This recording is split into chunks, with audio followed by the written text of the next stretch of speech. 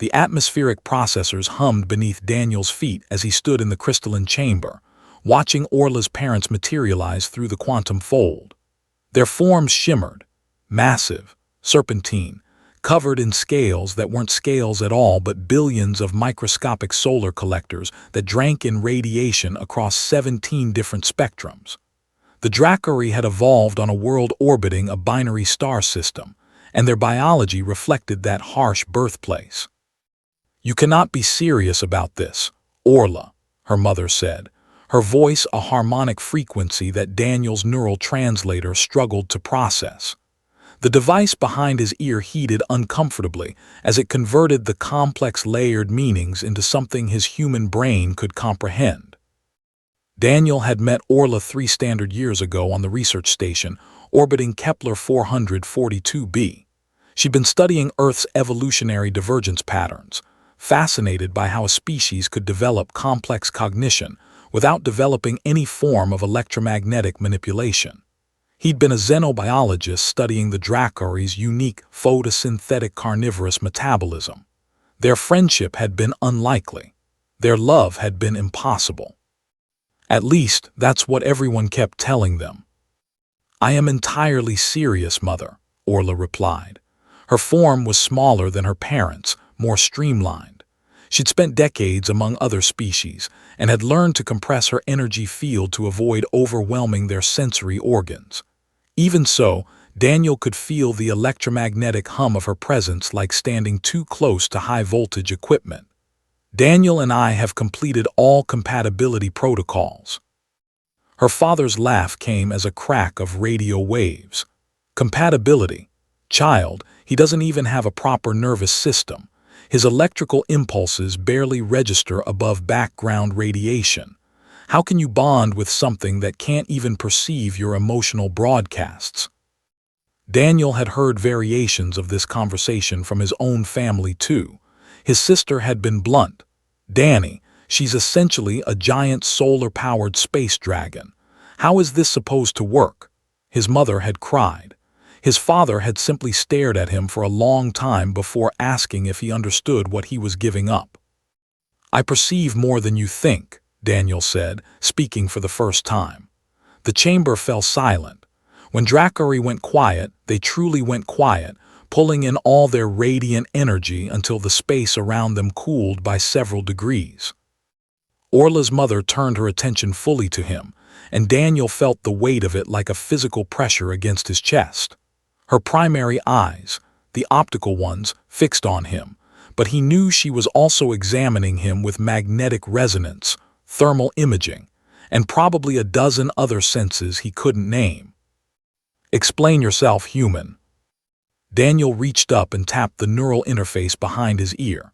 "This translator isn't just for language. For the past 2 years, I've been working with Orla to modify it. It picks up electromagnetic fields, converts them to neural impulses I can actually interpret." He paused, knowing what he was about to say would change everything. "I can feel her emotions. Not perfectly, not the way other Dracari do, but I can sense the harmonics. When she's happy, there's a golden frequency around 500 terahertz. When she's anxious, it drops to orange red." Orla's scales rippled in a pattern he'd learned, meant surprise mixed with pride. "And when she loves me," Daniel continued, "it's a full-spectrum burst that makes my heart rate spike and my skin prickle. I may not be able to broadcast back, but I'm not deaf to her." Orla's father shifted, his massive form coiling in a way that suggested contemplation. "Technology as a bridge, clever, but insufficient. The bonding ritual requires biological compatibility. Your cells cannot survive the energy exchange." "That's where you're wrong," Orla said. She moved closer to Daniel, her field enveloping him in warmth. "Show them." Daniel unbuttoned his sleeve and rolled it up. His forearm was covered in what looked like intricate tattoos, geometric patterns that spiraled from his wrist to his elbow. But as Orla's field intensified around him, the patterns began to glow with a soft blue light. "Bioelectric conductors," Daniel explained. "Grown from modified Dracari cellular samples combined with my own stem cells." Orla's research team developed them. They're threaded through my entire cardiovascular system now, bonded to my capillaries and nerves. They can store and release energy slowly, preventing the thermal shock that would normally kill a human exposed to a Dracari energy field. "This is madness," Orla's mother said, but her tone had shifted from dismissive to uncertain. "Even if you survive the initial bonding, what about reproduction? Dracari bonding is intrinsically linked to genetic exchange. You're not even carbon-based in the same way we are." "We don't need to reproduce," Orla said firmly. "Not every bond requires offspring. Many Dracari choose not to create new life. What matters is the connection, the partnership, the choice to build something together." "But you're giving up so much," her father said, and for the first time Daniel heard genuine emotion in the harmonics: sadness, concern. "You could bond with Sareth. His family's energy patterns complement yours perfectly. Together you could have clutches of—" "I don't want Sareth," Orla interrupted. "I want Daniel. I want someone who chose to rebuild his entire nervous system just to understand how I feel. I want someone who spent 3 years learning to read electromagnetic poetry so he could appreciate our literature. I want someone who makes me laugh, who challenges my assumptions, who sees me as Orla, not just as a Dracari princess with optimal breeding markers." The chamber hummed with tense silence. Daniel took a breath, then reached out and placed his hand against Orla's side. The bioelectric conductors in his arm flared bright blue, spreading the energy through his body in controlled pulses. It hurt, a bone-deep ache like growing pains and adrenaline and too much coffee all at once, but it didn't kill him. The pain had grown more bearable each time they'd practiced. Through his modified neural interface, he felt Orla's response.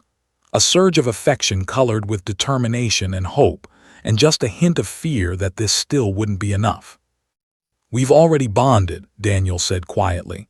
"Not officially, not in front of witnesses, but 6 months ago on the station, we performed the first ritual.